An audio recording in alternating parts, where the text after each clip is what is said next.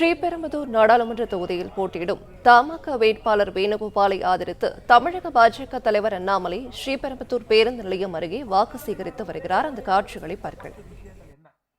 நீங்க எதுவுமே நான் வச்சுக்கலாம் கூடங்க சகோதர சகோதரிகளே, பெரியோர்களே, தாய்மார்களே, அன்பு தொண்டர்களே, அடுத்த 20 நாட்கள் நீங்கள் மக்களை சந்திக்கும் பொழுது மோடி அவர்கள் செய்த 10 விஷயங்கள் என்ன அப்படிங்கிறது நீங்க நான் வச்சுக்க. திராவிட முன்னேற்ற கழகம் 33 மாத காலமாக ஆட்சியில் இருக்கிறாங்க. 33 காலமாக எல்லாம் தவறுதான் பண்ணிருக்கிறாங்க, சரியா எதுவுமே பண்ணலீங்க. ஆனா தவறு செஞ்சதுல முக்கியமான 10 விஷயங்களை உங்கள் முன்னால் சொல்கின்றேன். அதையும் நீங்க நான் வச்சுக்க. யாரு கேட்டாலும் கூட அவர்களிடம் நீங்கள் சொல்ல வேண்டும் என்பது என்னுடைய அன்பான வேண்டுகோள். ஐயா, இந்த 10 ஆண்டுகள்ல நம்முடைய முதல் சாதனை என்னன்னா பொருளாதாரத்துல.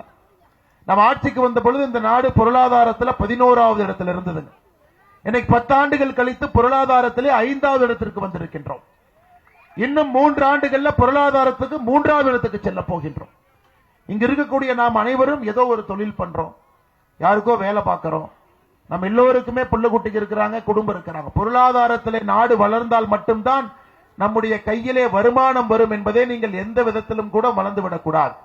பொருளாதாரத்திலே தொடர்ந்து இந்திய நாடு வளர வேண்டும் என்றால் பாரத பிரதமர் நரேந்திர மோடி அவர்கள் ஆட்சியில் இருக்க வேண்டும். வளர்ச்சி வளர்ச்சி வளர்ச்சி என்பது நம்முடைய முதல் விஷயம். இந்த 10 ஆண்டு காலத்துல நாம் செய்திருப்பது.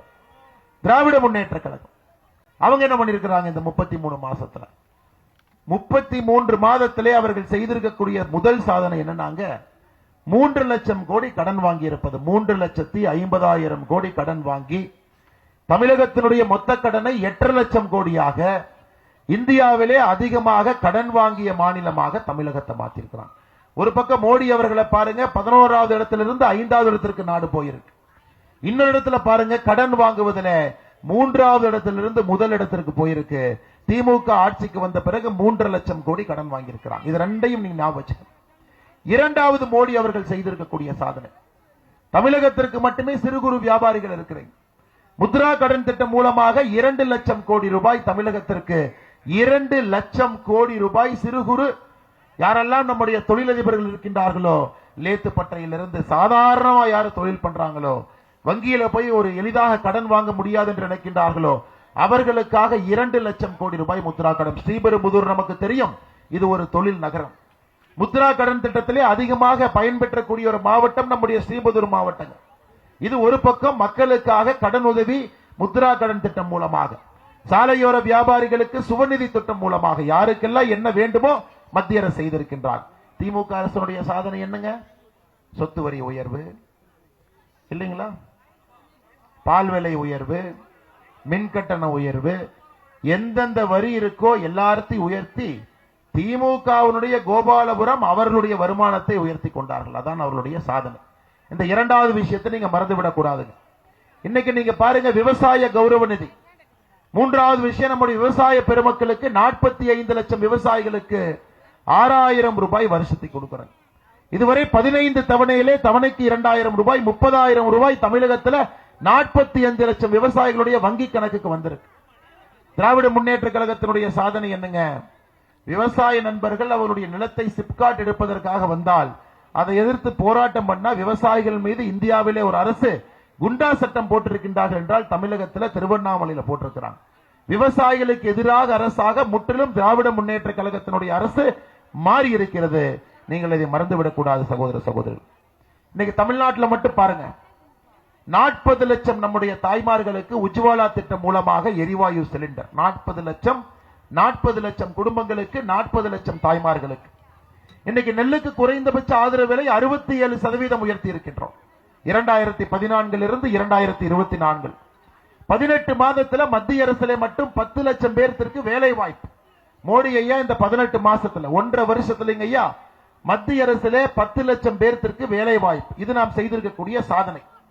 இன்னொரு பக்கம் திமுகவை பாருங்க, எல்லா மகளிருக்கும் 1000 ரூபாய் கொடுப்பேன் என்று பொய் சொல்லி 70% மகளிருக்கு 1000 ரூபாய் கொடுக்காமல் செய்தது.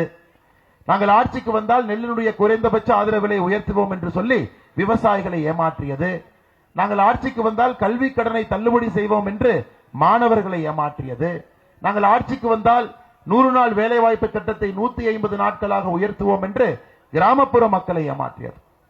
எனக்கு இந்தியா உலகம் முழுவதுமே இந்த ஏமாத்துறவங்களுக்கு ஒரு பரிசு கொடுத்தீங்கன்னா முதல் பரிசு அண்ணன் ஸ்டாலின் அவர்களுக்கு தான். இவ்வளவு பொய்களை பேசி ஏமாற்றி ஒரு பக்கம் நின்று கொண்டிருக்கின்றால் சகோதரர்களே, ஏமாற்றுவதற்காக ஒரு குடும்பம் பிறந்திருக்கிறது என்றால் அது கோபாலபுரத்தினுடைய குடும்பம். பொய் சொல்லி தொடர்ந்து ஆட்சி. இன்னைக்கு பாருங்க, இதையே 2024 தேர்தல் அறிக்கையில் அப்படியே மாத்தி நாங்க வந்தா பெட்ரோல் டீசல் விலையை குறைப்போம். ஏற்கனவே அவர்கள் சொன்னது 5 ரூபாய் 4 ரூபாய் குறைப்போம் என்று. ஆனா எதுவுமே சொல்லாம பாரத பிரதமர் நரேந்திர மோடி அவர்கள் பெட்ரோல் டீசல் விலையை குறைத்துக் கொண்டிருக்கின்றார். போன தீபாவளிக்கு 10 ரூபாய் 7 ரூபாய்ங்க, அதன் பிறகு ஒரு முறை, அதன் பிறகு இப்ப 2 ரூபாய். அதே போல கேஸை பொறுத்தவரை எதுவும் சொல்லாமல் இப்ப 400 ரூபாய் மோடி ஐயா சிலிண்டர் வைத்திருக்கிறவர்களுக்கு, மற்றவங்களுக்கு 300 ரூபாய் மானி. ஆனா திமுகவினுடைய 2021 தேர்தல் அறிக்கையில நாங்க ஆட்சிக்கு வந்தால் கேஸ் மானியமாக 100 ரூபாய் கொடுப்போம், ஒண்ணும் இல்லைங்க. நாங்க ஆட்சிக்கு வந்தால் பெட்ரோல் டீசல் விலையை குறைப்போம், ஒண்ணும் இல்லை. யாராவது தைரியமாக ஸ்ரீபெரும்புதூர்ல தைரியமாக மனத்தை திடப்படுத்திக் கொண்டு ஒரு திமுக அமைச்சரை பார்த்து தைரியமா போய் அன்னை குறைக்கிறேன்னு சொன்னீங்க, எப்பனே குறைப்பேன்னு கேட்டா நேரங்காலம் சொன்னமா அப்படிமா. 33 மாத காலம் ஆகி வெக்கம் இல்லாம திமுகவினுடைய முதலமைச்சர் மக்களை சந்தித்து வாக்கு சேகரிப்பதற்காக 2024 பாராளுமன்ற தேர்தலில் வெளியே வந்திருக்கின்றார்.